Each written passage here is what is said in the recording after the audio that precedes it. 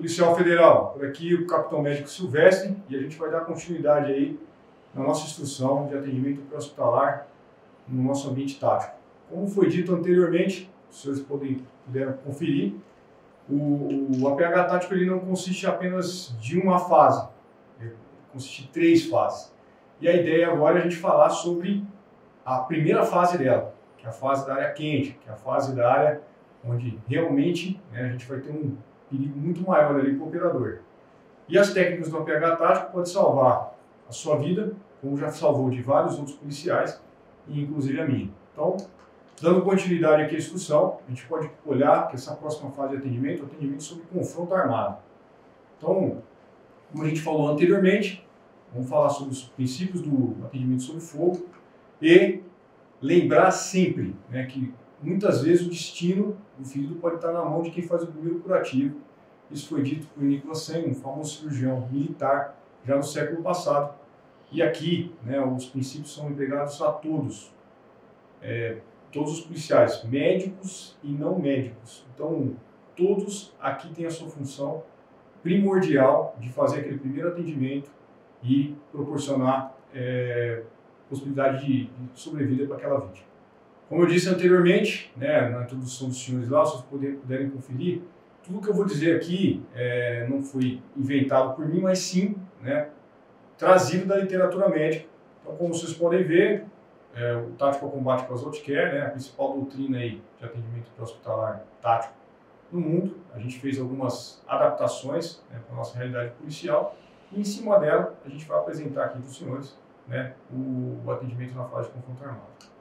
Lembrando que nós temos uma portaria do Ministério da Justiça e Segurança Pública, portaria número 98, como a gente também já falou anteriormente para os senhores, que basicamente segue os princípios dessa doutrina do TC3, fazendo essas pequenas adaptações para a realidade do nosso policial aqui no Brasil. Então, lembrando das fases, a fase que a gente vai abordar agora é a fase vermelha. O APH tático ele consiste em fases de atendimento, então agora a gente vai priorizar essa primeira fase, que é a fase vermelha, ou a área quente, como preferir chamar, que nós, dentro da doutrina, chamamos de atendimento sob confronto armado.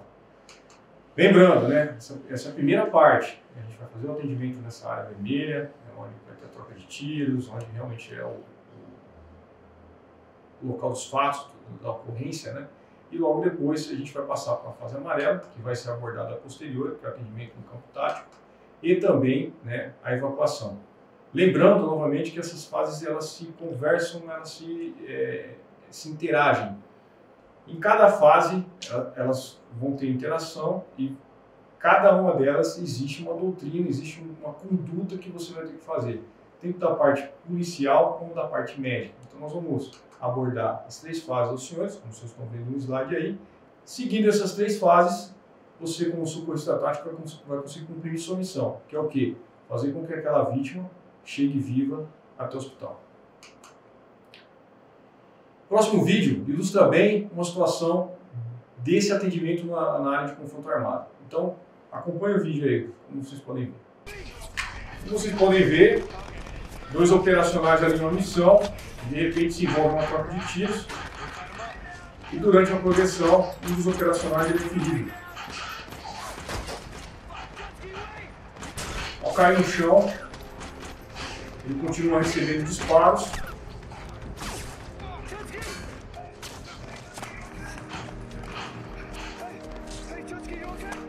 E o parceiro respondendo fogo.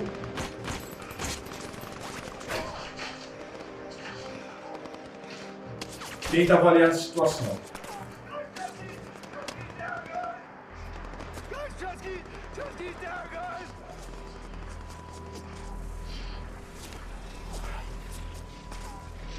E você, policial? O que faria nessa situação? Pegaria essa vítima lá na área de confronto ali, no X, onde estava acontecendo a troca de tiro? Manteria a calma, ficaria ali abrigado como aquele outro operacional fez? O que você faria? Imagina se fosse alguém próximo a você, que trabalha com o seu dia a dia, fosse o seu parceiro. O que você faria nessa situação? Ou então, numa situação como essa, no próximo vídeo. Acompanhe. Capitão! Está vendo ele daí? Como ele está? Wade, não saia daí! Onde foi o tiro, capitão? Capitão, está vendo ele daí? Não saia daí! Abaixa aí! O que é? Acha que eu vou cuidar de você se levar um tiro? Wolfis, vem até aqui! Carter, baixa a cabeça, baixa essa merda de cabeça!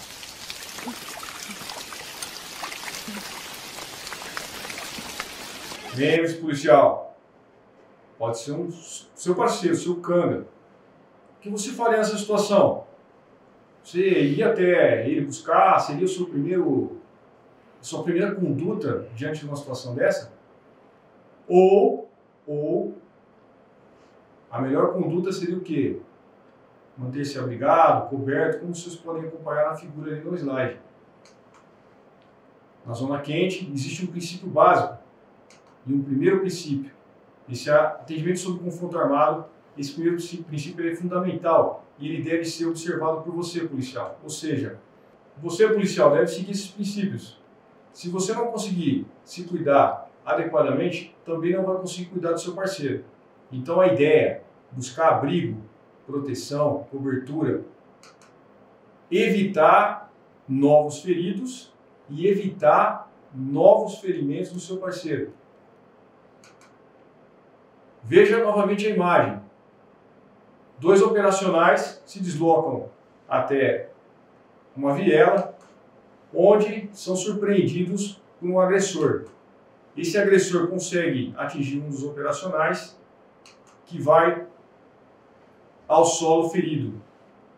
Caso você não mantenha esse princípio e ir até esse ferido, você também pode ser mais uma vítima, o que impedirá você de atender esse policial que já foi vitimado e você também se tornará uma outra vítima. Então, a ideia nesse primeiro momento é que você não vá até a vítima. Busque abrigo, cobertura, olhe, analise o que está acontecendo e aí sim será a sua melhor forma de atuar, que é o próximo passo. O próximo passo é literalmente neutralizar a ameaça como possível. E nós sabemos, policial, que a sua principal arma é a sua arma de fogo. Então, disparos contra o agressor na tentativa de neutralizá-lo serão necessários para que ele possa parar a agressão contra o seu parceiro e não fazer mais nenhuma vítima ali naquele local. Lembre-se, policial, se o confronto estiver em andamento, não tente atender essa vítima. Os senhores viram o que pode acontecer com os senhores. E aí não vai ter como ajudar o seu parceiro e também não tem como se ajudar. Então, o abrigo, a cobertura, o disparo de fogo na tentativa de neutralizar esse agressor já serão os primeiros atendimentos àquela vítima que está à sua frente. Então, mantenha a doutrina, mantenha a calma, busque o abrigo, a coberta e faça o disparo de arma de fogo tentando neutralizar aquele agressor. Ele tem que olhar para você e ter a ideia que tem um alto poderio de fogo voltado para ele. Inclusive, se a equipe tática for uma equipe tática maior, com o socorrista propriamente dito, usar os meios necessários do socorrista. E qual seria? O disparo de arma de fogo também. Mesmo o socorrista na patrulha, médico, enfermeiro, o socorrista em geral, ele também deve atuar e também deve, nesse primeiro momento, dar o primeiro atendimento tentando neutralizar esse agressor. Existe uma premissa dentro daquela doutrina que ele fala sobre a superioridade de fogo. Por isso que até mesmo o operacional da área de saúde, vamos colocar assim, o operacional socorrista, ele deve atuar dando remédio. O remédio, nessa fase de atendimento, nesse primeiro momento, é realmente o disparo de arma de fogo, neutralizando o agressor ou impedindo que ele dispare contra a equipe. Isso vai ser fundamental para que a gente não tenha novos feridos e, novamente, aquele operador que está ferido possa receber algum outro disparo e ter algum outro ferimento. Então, realmente, a nossa primeira medida aqui é fazer valer da superioridade de fogo.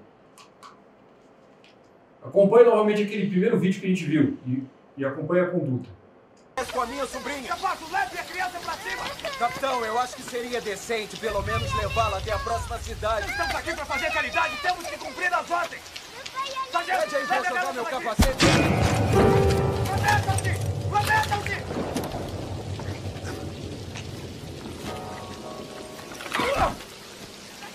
Imagine se fosse o seu parceiro, o seu canga, baleado, caído ali na sua frente, sangrando, correndo risco de vida.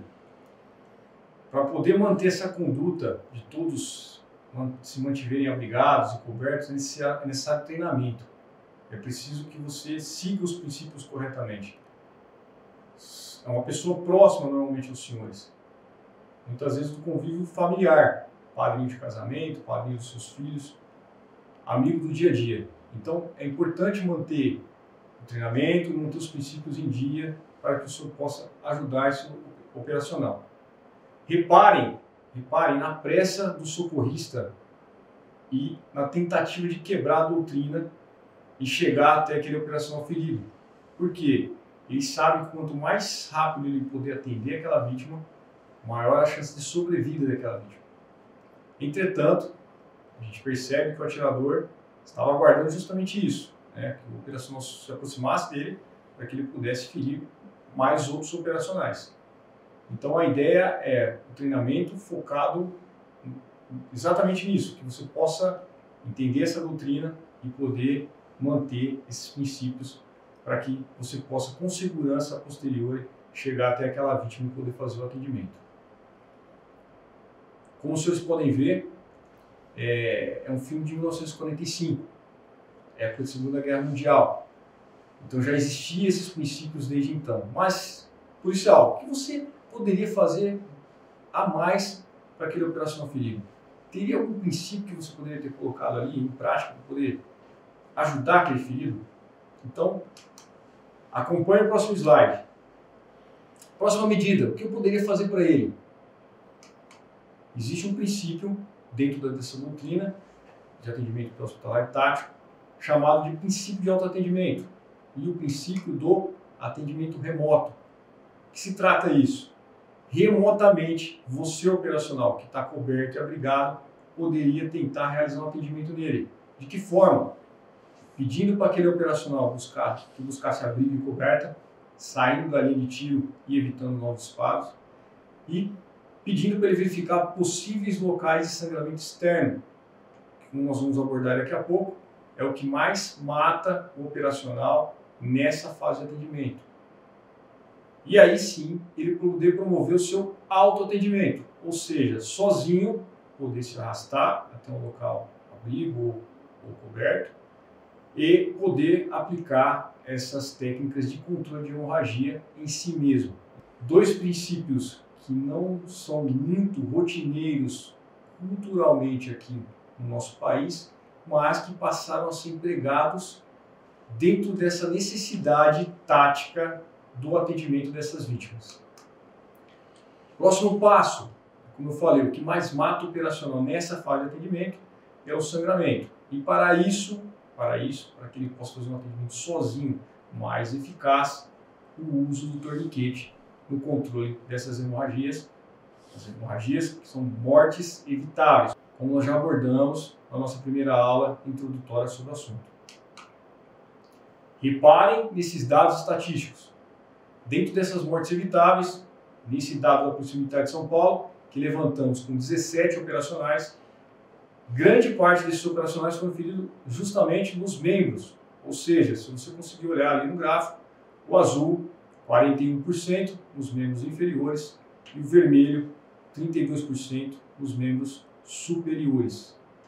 Assim como um número muito maior de feridos do Rio de Janeiro, como os senhores podem observar nesse estudo científico. Num N de 475 feridos, podemos confirmar que normalmente esses feridos que sobrevivem, eles acabam recebendo maior número de ferimentos nos membros. Então, nesse estudo aí, 41% nos membros inferiores e 33% nos membros superiores. Ou seja, se torna imperativo que o senhor aprenda a fazer o autoatendimento e fazer o uso desse equipamento, pois é bem provável, quase certo, que deverá fazer uso desse equipamento para controle de hemorragias. Mas afinal, disparo em membros mata mesmo? Será que isso é uma realidade? Será que eu preciso realmente ter esse conhecimento e ficar preocupado com essa situação? Então vamos lá. Acompanhe esse estudo. O ser humano possui em torno de 7% do peso corporal de sangue, ou seja, uma pessoa de 70 quilos tem em média 5 litros de sangue. Nosso coração possui um débito por minuto, que nós chamamos de débito cardíaco, ou seja, em 1 minuto, esses 5 litros de sangue passam pelo seu coração. Numa situação de repouso, como os senhores podem ver no slide, grande parte desse sangue está voltado para as atividades dos órgãos nobres, ou seja, o cérebro, os rins, o coração, e uma pequena parte desse sangue está voltado para a musculatura, em torno de 20% apenas. Nesse estudo, com um atleta de alta performance, como os senhores podem ver no gráfico, diante de atividade física, esse débito cardíaco passa de 5 para 25 litros de sangue por minuto nesse coração.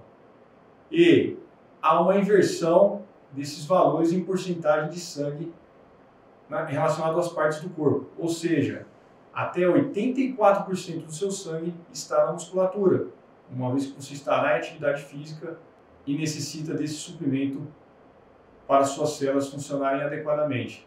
Ou seja, senhores, se o senhor está em atividade operacional e não precisa ser um atleta de alta performance que esteja passando no seu coração lá 8, 10, 12 litros por minuto durante um confronto armado, você está em atividade física, com toda certeza, algum ferimento, mesmo na musculatura dos senhores, vai causar um sangramento muito mais importante do que se você estivesse em repouso. Então, um ferimento no membro com lesão vascular ou de musculatura pode causar morte, sangramento importante? Sim. Estudos médicos, como já foi dito anteriormente na aula introdutória, demonstraram que na Guerra do Vietnã, 7,4% dos operacionais, como a gente falou para os senhores, cerca de 2.500 operacionais morreram sangrando dos membros superiores ou inferiores e não haviam mais nenhuma lesão em qualquer outro órgão. No começo da guerra do Iraque e do Afeganistão, essa estatística era a mesma, tendo em vista que as técnicas de TC3, de atendimento pré-hospitalar no ambiente tático, ainda não tinham sido completamente introduzidas dentro do exército americano.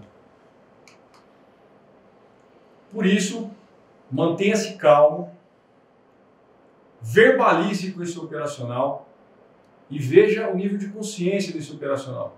Veja se ele está consciente, se ele responde para você.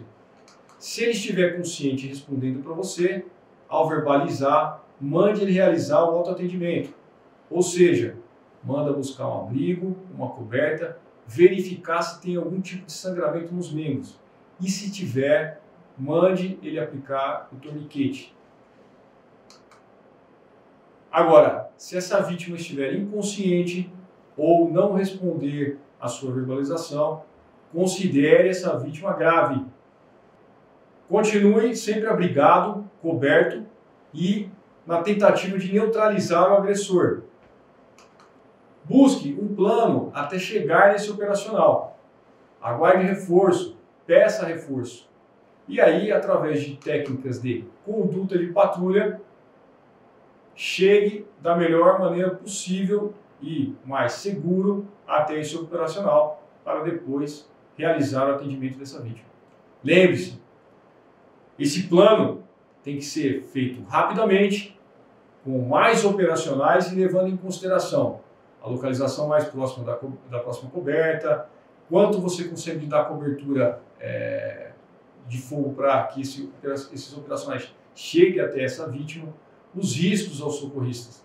Então, tem que ser levado em consideração todos esses fatores para que a gente possa, com sucesso, chegar a essa vítima e poder retirar ela e fazer o atendimento desse ferido nessa situação.